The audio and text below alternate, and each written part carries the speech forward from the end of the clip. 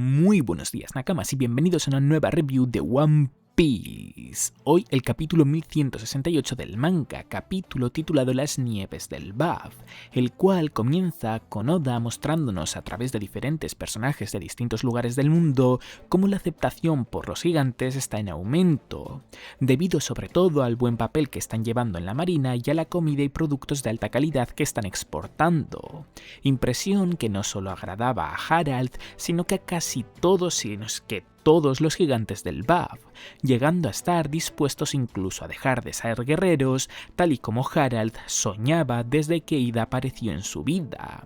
Y hablando de Ida, dentro del flashback en el que nos encontramos, nos metemos dentro de otro flashback, en el de su muerte, siendo sus últimos momentos de vida unos, sinceramente, muy bonitos, acompañados de Harald y hablando sobre todo lo bueno que habían logrado y que se habían dado el uno al otro desde que se conocieron, destacando sobre todo sus hijos, Hayreudin y Loki, habiendo tomado Ida este último siempre como tal, pese a no serlo, de sangre, siendo las últimas palabras que Harald e Ida se intercambiaron una promesa de volver a navegar juntos por el mar, tal y como hicieron cuando se conocieron por primera vez, una vez se cumpla su sueño de conectar el Baf con el mundo.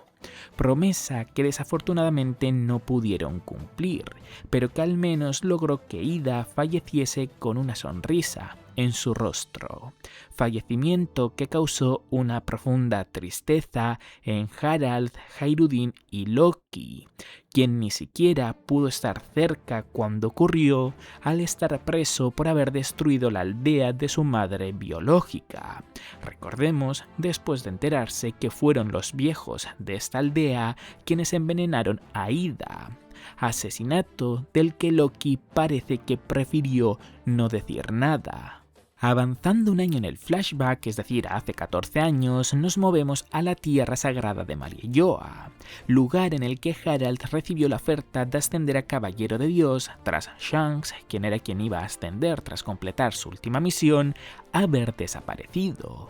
Oferta que sin pensárselo ni un solo momento vemos a Harald aceptar, al supuestamente eso significar que permitirían a Elbaf formar parte del gobierno mundial, felicitándole los miembros del Gorosei porque pasará a ser reconocido como el rey que cambió la historia del Baf por siempre y, por el más grande, confiar en él. Y hablando del más grande, vemos como mientras se dirigen hacia donde se encuentra, Harald les informa a los miembros del Gorosei de su intención de abdicar como rey una vez el Baf pasa a formar parte del gobierno mundial, al considerar que alguien más joven y puro que él debiese de ser el nuevo rey del Baf, respondiéndole Im desde el trono vacío en el que se encuentra sentado que esa decisión será él quien la tome, quedándose Harald completamente sorprendido al ver cómo hay alguien sentado en el trono vacío, diciéndole Im que se le acerque, que la ha estado observando desde hace mucho tiempo. Momento en el que vemos cómo Harald pasa de tener con Im el pacto de aguas poco profundas al pacto de aguas profundas, transformándose la marca de su brazo, sintiendo como una fuerza está tomando control de su cuerpo hasta el punto de resultar aterrador y obteniendo la inmortalidad, llegando incluso a causar escalofríos en los 5 miembros del Gorosei, considerando a Harald incluso como algo más que un monstruo, un arma, terminando por decirle Im a Harald que ahora que es un caballero a su servicio, va a crear un abismo en el Baf que actuará como su vínculo. Y una vez haya completado esta última misión suya, su deseo se verá cumplido. El Baf pasará a formar parte del gobierno mundial. Llegando a la recta final del capítulo, tras Harald volver al Baf y crear un círculo mágico, un abismo en el castillo Aurust, tal y como Im le ordenó, el propio Im vuelve a contactar con él para darle otra orden: usar todo su país para formar un ejército de guerreros capaz de rivalizar con la marina y con el fin de beneficiar al mundo. pidiéndole rápidamente a Harald que por favor cambie de parecer, que todo lo que ha hecho durante todo este tiempo ha sido para liberar al BAF de la lucha, que por supuesto siempre ha pretendido que aquellos que deseen enlistarse en la marina puedan hacerlo, pero que lo que le está pidiendo es muy diferente a eso. Recordándole Im que dijo que expiaría todos los pecados de la historia del BAF, incluso convirtiéndose en un esclavo si hiciese falta, respondiéndole Harald que sí, pero que se refería solo al mismo, respondiéndole inmediatamente de vuelta Im que no crea que la historia del BAF puede ser cargada por los hombros de una sola persona, añadiendo muy enfadado que no le replique, aunque no es como si pudiese desobedecerle, comenzando a explicarle que aquellos que han aceptado el pacto de las aguas profundas reciben inmortalidad y fuerza a cambio de obedecer sus órdenes, así que da igual lo que se le pase por su cabeza, puesto que llevará a cabo lo que le diga. Momento en el que Harald, mientras piensa que no puede detenerse, que está siendo controlado, tanto él como todo el BAF, como el desgraciado de Im nunca tuvo intenciones de meterles en el círculo del mundo, y como lo que siempre había buscado era convertir a los guerreros del BAF en sus esclavos, Harald ordena a sus hombres que tomen las armas y entren a su habitación, para una vez habiéndolo hecho, darles más órdenes, que le aten con cadenas a una de las columnas del castillo y que llamen tanto a Jarl como a sus hijos lo más rápido posible, informándole a los guardias que Hyrudin se encuentra en la mar y que Loki sigue preso, además de preguntarle qué le está ocurriendo. Pregunta que ignora, centrándose únicamente en darles la orden de liberar a Loki. Y con Loki siendo liberado y siendo informado de la orden de ir al castillo, con Jarl viéndose apurado por ser una emergencia, pero también recibiendo la orden de ir al castillo, y con el narrador contándonos cómo ese día se llevó a cabo una enorme masacre en el castillo, y el rey más querido de la historia del BAF, Harald, pereció, es como termina este capítulo. Si algo creo que ha quedado bastante claro después de este capítulo, aunque bueno, creo que la mayoría ya nos lo llegábamos a imaginar desde hace bastante tiempo, es que la historia de Loki, más que estar manipulada, más bien lo que yo diría es que está muy malentendida o muy poco comprendida dentro del propio mundo de One Piece. Me refiero en concreto dentro de el BAF. Porque al fin y al cabo parece más bien, de hecho, ya que lo que Loki no es que simplemente lo que haya hecho no sea porque era un niño problemático, por decirlo de alguna manera, sino que es que lo que ha estado haciendo durante todo este tiempo, a ver, alguna de las cosas sí que es porque está medio zumbado, pero las cosas más importantes de las que se le han culpado es porque realmente ha querido evitar que en el BAF haya problemas, es decir, creo que de cierta manera está buscando que el sueño de su padre, que el sueño de Harald pueda cumplirse. Y esto lo digo por dos razones, principalmente. La primera de ellas porque perfectamente, bueno, todavía hace falta ver el siguiente capítulo para ver la resolución exacta de lo que ocurre en el castillo, pero entiendo que perfectamente Loki podría haber informado de los problemas que el gobierno mundial le ha causado a el BAF, porque él los conoce de primera mano, al igual que debería de conocerlos Jarl. La cuestión es por qué Jarl parece que tampoco hace nada, si realmente es por petición de Loki o si es por alguna otra razón, rollo que ha perdido la memoria por la espada que tiene clavada en el casco, cosas así. Llegué a leer que, oye, la verdad, no me parece tan loco. Pero bueno, volviendo a Loki,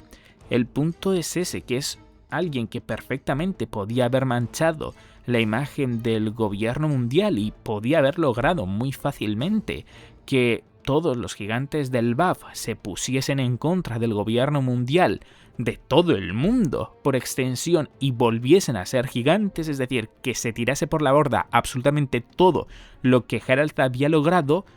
pero muy probablemente Loki a conciencia decidió no hacerlo. Pero es que además de esto hay un evento previo y está el hecho que yo creo que refuerza lo que acabo de comentar, que es el que Loki no informase a nadie del BAF acerca del envenenamiento por parte de los viejos del pueblo natal de su madre biológica a Ida, porque si lo hubiese hecho, hubiesen ocurrido dos cosas. La primera, para empezar, que la gente cercana a Ida ya de por sí se hubiese sentido mal porque hubiesen sabido que era una muerte inevitable y eso pues les hubiese causado posiblemente más dolor a que tuviesen la esperanza de que pudiese mantenerse viva. Aunque bueno, eso ya depende mucho de la persona, pero es una interpretación que puede llegar a ver. Y el otro punto es que hubiese causado que dentro del BAF hubiese malestar entre los distintos clanes, por llamarlos de alguna manera, que llegase a ver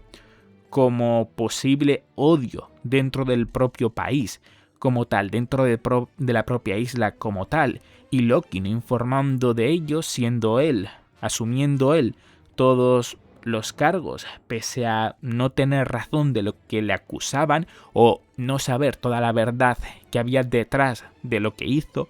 Mejor dicho, lo que estaba logrando en verdad es que el BAF se mantuviese en paz y, sumado a lo que os he comentado al principio, tampoco sintiesen rechazo hacia el resto del mundo, y así de esta manera que el sueño de Harald de poder lograr que en el BAF dejasen de haber guerreros, o que al menos no fuese un país que únicamente produjese guerreros, que no fuese un país que mayormente se centrase en el tema de la lucha, pues pudiese continuar vivo. Y si este acaba siendo el caso, la verdad es que Loki será un personaje mucho más interesante de lo que de por sí ya era. Es decir, era un personaje bastante guapo, era un personaje que claramente detrás de él había cosas, porque muchas cosas no llegaban a encajar del todo bien, pero que esta pueda ser una posibilidad, según yo, la verdad es que con altas posibilidades, muy posible, básicamente, porque me parece al menos que tiene bastante sentido, enriquecería al personaje una barbaridad, porque seguiría teniendo esa parte de medio loco, de cómo es él, básicamente por personalidad, como lo hemos visto hasta ahora, pero también tendría la parte de ser alguien genuinamente bondadoso y que quería a los suyos, sobre todo a su padre, hasta el punto de querer mantener vivo su sueño. Por cierto, hablando del BAF, de esta última recta del flashback en el que nos encontramos, hay que recordar algo que yo sinceramente había olvidado por completo, y es que en el momento del flashback en el que nos encontramos, Shanks ahora mismo también se encuentra en el BAF, porque se supone que a lo que había ido era a advertir a Harald de una amenaza. Y justo cuando todo esto del castillo ocurrió, se estaba tomando un baño con Javan. Se supone que de hecho llegaron un poco tarde y que bueno, luego fue el que se encargó de Loki y todo eso. La cuestión es si esto lo vamos a ver en este flashback, que yo entiendo que sí, precisamente por la relación que tienen Shanks y Loki. Creo que sería muy extraño que lo viésemos más tarde, a no ser que, claro, también se lo estuviese guardando para este mismo arco, para otro capítulo, enlazarlo con una revelación. Pero yo creo que ahora mismo lo más normal sería que quizás el siguiente capítulo no sea el último del flashback, como creo que nos llegamos a imaginar muchos tras haber leído este capítulo, el 1168, sino que puede que haya uno más donde esté más centrado en las conclusiones con el tema de Shanks y Loki, sobre todo. Y bueno, ya van también que el 1169 sea más la conclusión como tal, con la muerte de Harald, y que ya el siguiente, el 1170, sí que sea el final de este flashback con más pues conversaciones un poco tranquilas y bueno, mostrándonos cómo todo acabó de la manera en la que acabó, para que en el presente las cosas sean como acaben siendo. Así que tengo bastante curiosidad por eso, la verdad, tengo muchas más ganas de hecho de ese capítulo que del que vamos a ver de la muerte de Harald, que bueno, en verdad este también puede llegar a estar bastante curioso por algunas cosas que mencionaré un poquito más tarde. Y hablando de Shanks, quiero hablar un poco por encima, porque tampoco es que tenga mucho que decir acerca de ello, sobre su desaparición de Mariejoa. En este capítulo básicamente se nos ha más o menos confirmado que el tiempo que estuvo en Mariejoa fue básicamente un año, no sé si un año justo o un año aproximadamente, y que desapareció un poquito de la nada, sin dar ningún tipo de explicación ni a su familia ni a nadie del gobierno mundial, básicamente. Y esto ocurrió hace 14 años, es decir, hace 15 años se fue a Mariejoa y hace 14 años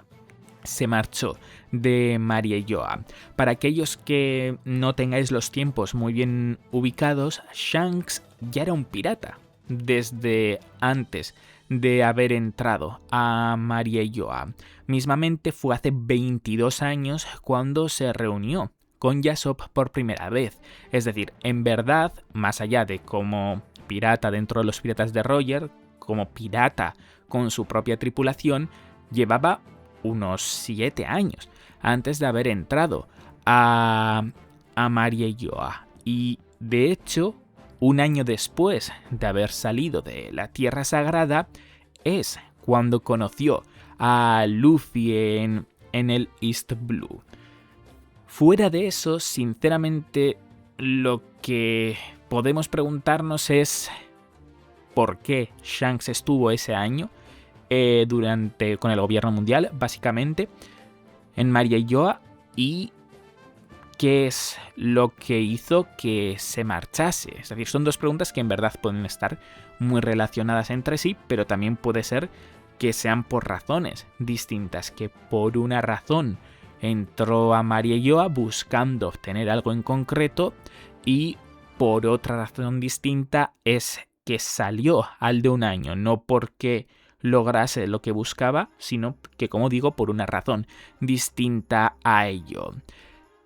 ¿Cuáles pueden ser esas razones? Pues sinceramente pueden haber muchísimas, pero lo que sí que tiene pinta es que Shanks buscaba obtener algo del gobierno mundial. No sé si tanto como obtener algo, sino que quizás más bien como enterarse de algo. De hecho, yo más bien apostaría por ello, que básicamente lo que Shanks quería era respuestas. Pero no creo que únicamente se vaya a quedar en solo eso. Creo que va a haber algo más detrás. A mí el hecho de que Shamrock en el BAF apareciese con las mismas ropas que Shanks en el pasado capítulo me hace sospechar algo, me hace creer que realmente entre los dos hermanos sí que puede haber una buena relación y que sí que estén planeando algo por ellos mismos. Es decir, que digamos que por una parte esté el gobierno mundial, por otra parte estén los revolucionarios y por otra parte estén Shanks y Shamrock, que no tienen por qué ser directamente enemigos de ninguno de estos dos, aunque bueno, del gobierno mundial diría que hay muchas más posibilidades a que del ejército revolucionario, pero como digo, algo me da la sensación de que de qué hay detrás. Es como que hay mucha gente que está comentando acerca de como Shanks que estaba actuando como un agente doble, que es lo lógico a pensar, ¿no? Agente doble dentro del gobierno mundial, me refiero. Pero es que realmente es un personaje como tan peculiar, su manera de actuar es tan peculiar en algunos aspectos, es tan misterioso, que a mí me da la sensación de que es que más que ser un agente doble, casi como que podría ser un agente triple. Es decir, que en verdad muy poca gente sabe lo que Shanks genuinamente desea. Y creo que ese va a ser uno de los misterios y por ende revelaciones más gordas que va a haber en todo One Piece, porque Oda lo está tratando como de manera muy sutil, pero siempre dejando caer cosas. Dejando a un lado al pelirrojo, centrémonos ahora más en Im, de quien, en relación a él, tengo dos preguntas. La primera, ¿cómo es capaz Im de mirar a la gente? Y si, o qué es lo que Im pretendía creando un ejército de gigantes guerreros de Elbaf al decir que deseaba que fuese tan fuerte como para rivalizar con la marina. Es decir, si realmente lo que quería era básicamente tener otra fuerza más a la altura de la marina y tener dos fuerzas así de fuertes, valga la redundancia, o si realmente cuando ha mencionado lo de rivalizar con la marina, realmente buscaba como que fuesen enemigos de la marina por alguna razón, o que pudiese superarlos. No sé, la verdad es que eso es un poco extraño, pero lo que sí que queda demostrado, aunque bueno, esto creo que ya lo podíamos saber, sobre todo desde este arco, desde el inicio de este arco, es que Im tiene una obsesión muy grande con los gigantes y parece que los gigantes son una pieza clave para lograr algo que Im desea. Y bueno, con respecto a lo de la primera pregunta, lo de cómo mira la gente, la verdad es que no lo tengo muy claro. Evidentemente con aquellos que tienen el pacto hecho puede contactar sin ningún tipo de problema y eso es fácil de imaginar. Pero, por ejemplo, ¿cómo era capaz de observar a Harald desde antes de haber hecho el pacto de las aguas poco profundas? Porque recordemos que cuando Harald en el final de hace 2 capítulos se plantó en Marineford y precisamente dijo lo de que haría lo que fuese para expiar los pecados del Baf hasta el punto de convertirse en un esclavo, Im eso lo estuvo escuchando, es decir, eso Im lo vio. Y es, ¿cómo? ¿Cómo narices Im era capaz de ver eso? Quizás cabe la posibilidad de que funcione a través de los abismos, que en los lugares en los que haya un abismo, que no sería loco que en Marineford hubiese uno, pues Im, digamos que tenga la capacidad de ver absolutamente todo lo que rodea a ese lugar. Pero si no es por eso, la verdad es que no tengo ni la más mínima idea de cómo narices lo hace, porque algún límite evidentemente entiendo que debe de haber. Así que si hay límites, la pregunta también es cómo narices funciona ese poder. Y para ir terminando hay otros 2 temas de los que quiero hablar. El primero de ellos es que Harald, como caballero de Dios, realmente debía de estar increíblemente OP, quiero decir, ya no solo por parte de la inmortalidad, que bueno, sabemos que es inmortalidad entre muchas comillas, puesto que el Haki del Rey claramente como que es capaz de superar esa inmortalidad, sino porque es que tal y como Im ha mencionado, al hacer el pacto de las aguas profundas, y entiendo, se sobreentiende que también el pacto de las aguas abisales, adquieren fuerza aquellos que hacen el pacto con él. No sé si es equiparable al Domi Reversi, quizás si es más o si es menos, evidentemente de eso no tenemos nada de información. Pero si Harald de por sí era uno de los personajes más poderosos del mundo, que recordemos que estaba a la altura de Rox, y que Rox Domi Reversi fue derrotado por Garp y Roger dándolo absolutamente todo. ¿Cómo de fuerte era Harald